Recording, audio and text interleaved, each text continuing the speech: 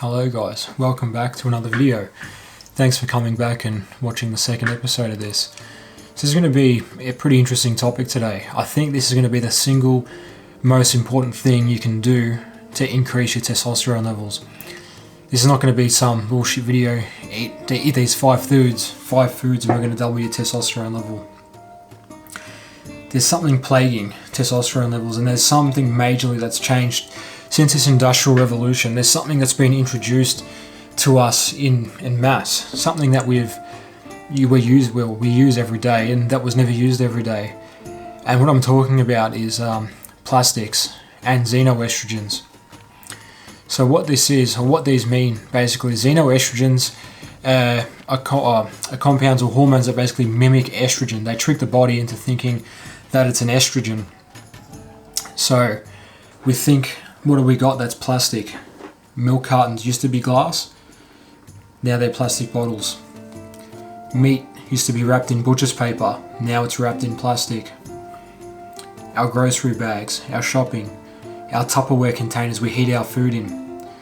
Everything is plastic now. The steering wheel you use to drive your car to work, most of the times your steering wheel is vinyl plastic. Unless you have a more of an expensive car, you might have a leather wrapped wheel, but most of the time it's a plastic wheel.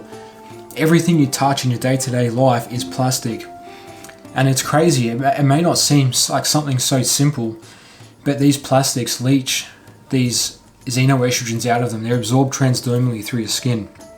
So what this means is every time you're heating your food up in the microwave in a plastic container, doesn't matter if it's BPA free or not, it's still made of plastic. It's got other chemicals in there that are microplastics. All these plastics, even in the water supply, this is some crazy fact. I'll go on a bit of a tangent here quickly, but basically we look back to when female contraceptive pill was introduced into society. So we can go back and look whenever that date was. So basically what the female contraceptive pill is, it's a pill of estrogen, and it regulates a woman's hormonal cycle. So by having excess estrogen, she can manipulate her period when she wants to induce her cycle, etc. So basically an important thing here is they're taking estrogen, synthetic estrogen. What happens when they eat this, or they swallow these estrogen tablets, eventually they're going to drink water, they're going to eat food, they're going to excrete these estrogens in the wastewater. They go flush down the toilet, down the shower, whatever. What happens to this water? This water is treated at a recycle plant, at a treatment plant. It's treated to acceptable levels, and then it's put back into supply, into our water supply, into our drinking water, our showering water, toilet water, etc. It's all recycled. Now these hormones are tiny particles. These filtration systems and stuff they use at treatment facilities, look this up for yourself, is it will filter out bacteria and things like that. But hormones are so small, the particle of a hormone, or the atoms that make up a hormone. So how much of that is actually getting filtered out? It's very questionable. So let's continue with this. So we're getting all these extra estrogens in our water now. We're drinking that water. What happens to us? Our estrogen levels have increased. Now, how this affects testosterone directly, so there's a feedback loop in your pituitary gland. How the male body knows how much testosterone to make. So it works off this base. In your pituitary gland, when you make testosterone, some of it gets aromatized. Aromatization, it's a process where testosterone is converted to estrogen. Now, this estrogen that's in your body, it goes through a feedback back to your pituitary gland. And your pituitary gland sees, okay, I've got X amount of estrogen, let's make X amount of testosterone to keep these hormones in harmony, in balance. Now, if you have, your estrogen's up here, your body's thinking, damn, I'm making too much testosterone, it's aromatizing to estrogen because my estrogen levels are way too high. So we're going to drop down testosterone production to hopefully, in turn, that's going to bring down our estrogen, bring it back within parameters of the body. So what's actually happening? You're drinking this water from the tap or from wherever that's got these estrogens in it, and your estrogen levels are elevated, they're higher, they're up here, and your pituitary gland's thinking, damn, I'm making too much testosterone, too much test here, I've got to drop it down because I need to get these estrogen levels back within parameters. So your body's dropping test production, it's dropping test, but your estrogen's staying so high. What's going on?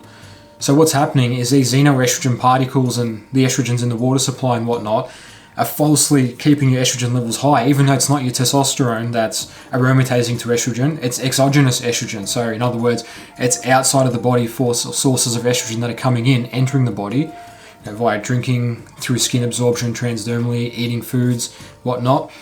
So now your body thinks, oh, my estrogen's so high, I need to drop my test levels to bring back my estrogen back into harmony. And you'll drop your test levels, but your estrogen will stay high. Why is this? Like I just said, you're getting that feedback loop from estrogen from outside sources. So I believe that is like single-handedly probably the most damaging thing that's going on in our endocrine system, these microplastics. It's been the biggest thing that's changed. Like in the other episode we're talking about sun. We're still getting sunlight. It's nowhere near as much as what our predecessors had, our grandparents and things like that. They'd be out in the sun a lot more than us. But it hasn't changed that much. It's definitely a factor that's going to impact.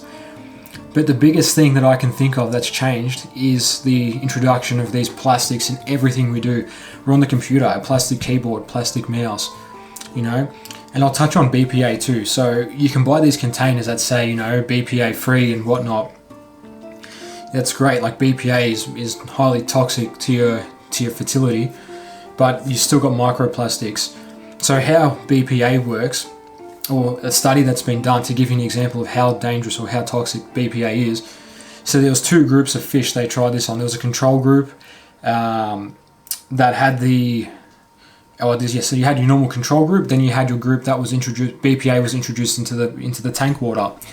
So what they found was, after introducing BPA into the tank water, it was about 3 generations it took for these fish to completely die out and become infertile and no longer be able to reproduce. This control group with normal water, no issues. They were reproducing, spawning new fish like normal. The BPA group, after 3 generations, so it started off with the sperm cells of the fish were deformed, and the normal sperm structure, you've got the head and the tail that follows. Well, these sperm were getting formed with like the tails around the wrong way and in front of the head and whatnot. So they were struggling to reproduce. The ones that did reproduce had birth deformities and more irregular infertility problems. And then that continued on to the 3rd generation of fish, and then they completely wiped themselves out because of this BPA introduction. Now, what are we seeing with humans? What's fertility rates? What's happening with fertility rates? What's happening with family sizes? We know obviously family sizes they're getting smaller and smaller. It's getting expensive to have many kids, It's, as we go on, like the prices of houses are crazy, the price of schooling, of food, of living expenses is generally crazy. So we're seeing like a shrink in family size. Okay, that's one factor. Another thing is, a lot of people are chasing their work and they don't want to have families, they want to offset that. But we still can't ignore the fact that families are shrunken so much and so many people are failing to conceive. Did we have this problem going back, 3 generations ago? Did we have these infertility issues, or families producing, 8 kids, 9 kids? How many families, that had 8 or 9 brothers and sisters back in, our grandparents' era? Like I know my grandpa had, I think it was, a total of 9. He was 9 siblings.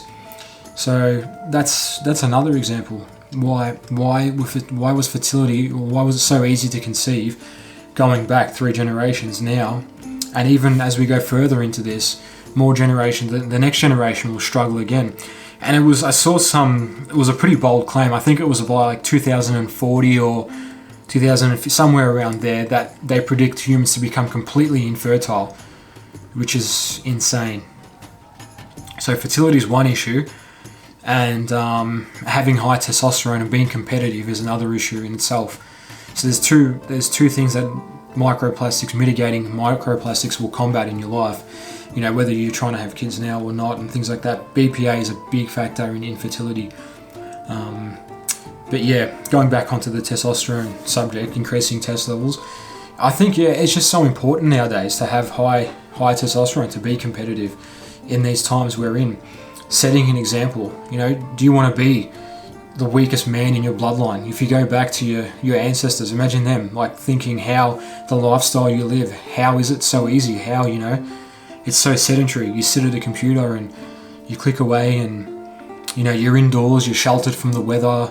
It's it seems such an easy lifestyle. And sometimes doing the easiest thing isn't always the best thing. I find, taking the harder path it may seem more difficult at the time, but I think at the end, once you get to the destination, you look back and you almost have nostalgia on the journey, and you can go back and appreciate the journey more than actually reaching the destination. That's why what I'm getting at is basically there's so many people nowadays, they're going on things like TRT and, you know, replacing their hormones naturally, replacing their hormones synthetically and whatnot, which is fine, each to their own. But it almost seems like it's a cop-out. It's like it's taking the easy route, you know? Are you going to take like the easy route, or are you going to do this, like go down the path less traveled and actually try to experiment with your body naturally and see what you can do and what the body's capable of? If you're willing to do the harder thing and to change all these things about your life, sure, it's definitely going to be a harder, longer journey. But I think personally, always going down the harder route is more rewarding with everything in life. And, you know, taking the harder route is going to make a lot of other things easier in your life. You know, if you wake up and get the hardest things done first in the morning, you go to the gym, or, you know, you have to get all your work out of the way first thing in the morning. You wake up 5 a.m., you're already ahead of the herd. By watching this video, by wanting to improve yourself and increase your hormone levels and take charge of your life, that's already putting you ahead of the vast majority of people out there. You know, it's something you should give credit to yourself for wanting to do this and looking at these statements and thinking, oh, I'll try this, I'll try that. It's only going to benefit you, and it's only going to give you the competitive edge against other people when it comes to anything, whether it's, you know, your dating life, you want to talk to more women or more girls, or you want to get that pay rise at your job, you want to be more competitive. They're going to look at this guy who's going to outwork anyone. He's got way more self-drive, way more drive, way more self-confidence, way higher test levels. It shows, like, it's just day and night. Obviously that guy is going to outwork everyone. You know, while the people are resting, he's going to be doing these things, implementing these things into his life to increase his testosterone. And that's why I think hormones are so important to take control of now. And like I said, if you let them dwindle and they get away from you as you get older, these things can become much harder to manage. And if you can implement some of these things that I'm saying, you know, you'll see the improvement. It's just, I'd like to see society become back to once what it was. You know, taking things back and taking responsibility for what they're capable of and seeing what they can do. And this will all come back to mindset and, you know, philosophy and things like that, which I'll get onto in further episodes, and purpose, having that drive. You know, why are you doing this? Why do you want to optimize your hormone levels? Is this for you? Is this for your future children, for your kids? You want your kids to grow up looking at their dad and think, damn, like he was a strong man. Look what he did for this family. He created generational wealth, or, you know, he bought us this massive big farm that we can house our own family on, or anything. It could be a whole range of things, but do you want to basically leave that strong legacy behind for your future kids? Because most people now are going to struggle to conceive and be fertile and have kids if they don't start changing their lifestyles. And we can see it. How many people do you guys know, if you have a think, that have tried to conceive and they're having issues and all that? And it could be a whole heap of things, but this is one thing that's definitely going to play a contributing factor to it. So if you found this video interesting about microplastics and stuff like that, continue watching, because the next video is going to be going into this in depth more in nutrition. But some of the ways you can actually change or eliminate these microplastics. So number one, your containers you're using to heat your food up, get rid of them. Use glass or ceramic Tupperware. Tap water, stop drinking it if you can. You know, obviously worst case, if you have to drink tap water, drink it, you're thirsty. But these things are all going to help. Think of what you use every day that's plastic, and avoid your direct contact with plastic and things like that. Just trying to think, there's a whole, everything, it's so hard nowadays for us because everything we use and touch is plastic. And if we can think back, you know, use something that's wood or leather or some organic material instead of plastic, because our bodies are made of organic compounds. Stop using these synthetic things that are man-made. Use organic stuff. Use, you know, compounds that consist of one ingredient. You know, leather is made from an animal. Plastic contains so many different polymers that create this, which can be absorbed through your skin. Like wear cotton clothing, organic cotton. Don't wear polyester. Polyester is full of microplastics, which will absorb through your skin and it'll impact your hormones. You know, these microplastics in polyester and whatnot they'll absorb through your skin transdermally. There was a study done on this too about wearing underwear. That control group wear polyester underwear, the experiment group wear cotton underwear, and the cotton underwear outperformed the polyester underwear in every way, like for sweat and perspiration. And the big thing was the hormones, how it affected testosterone production, especially in that region where you're wearing your underwear. You know, polyester is just, it's toxic. There's a whole heap of things you can change in your life to avoiding contact with all these, these synthetic products. It's hard. It is hard. It's going to take effort. Like going to the shops, see if you can get milk in glass bottles, going to farmers markets, buying your fruit and veg organic, and seeing if the butcher will wrap your meat up in butcher's paper instead of wrapping it up in plastic. I've seen some farmers markets before that actually sell you bottled glass milk, raw milk. That's in glass. There's a whole heap of things like this. And just think, when you start eliminating all these microplastics out, all these estrogens from the water, all these xenoestrogens, imagine how that's going to have an effect on your testosterone level. Imagine how that's going to change your body appearance and your mental aspect of things. Losing belly fat and all that. Like testosterone plays a massive role in body structure, your body composition, your attitude towards life. And it's going to be pretty, like I said in the other video, it's going to be interesting compiling all these different things that I'm going to be going over in the next videos, that how they're directly going to change your life. But I know it was meant to be on sleep, this video, but I just had to get this video out about microplastics because it's something that needs to be done now. Like, we need to change and stop using these plastics and start using more organic compounds. We can look at glass. Glass is made of sand. It's silica and sand. Look, leather's made from an animal. Same as ceramic. These are all, they're not synthesized, super heat treated, bleached products. Clothing is a big thing, like I was going over. Combine this with the sunlight, and then combine this with the thing I'm going to give you in the next video. And I'd be interested to see some feedback from you guys once you've started implementing this. And I'm also trying out this new product too. I'm not affiliated with this product or anything. I'm just purely doing it for my own research. I'll give you guys some feedback once I use it. But basically, I got it here. So what this is, it's a sunset light from Kmart. You can just buy these. And it mimics, you set the timer in your phone. So you set up when you want the sun to rise and when you want the sun to set.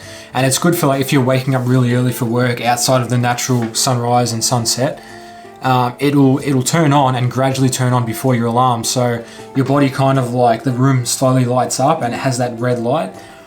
And I don't know how it's going to work. I've only been using it for a couple days. But if it is good, if I find I feel a difference from it, I'll let you guys know in the next video too.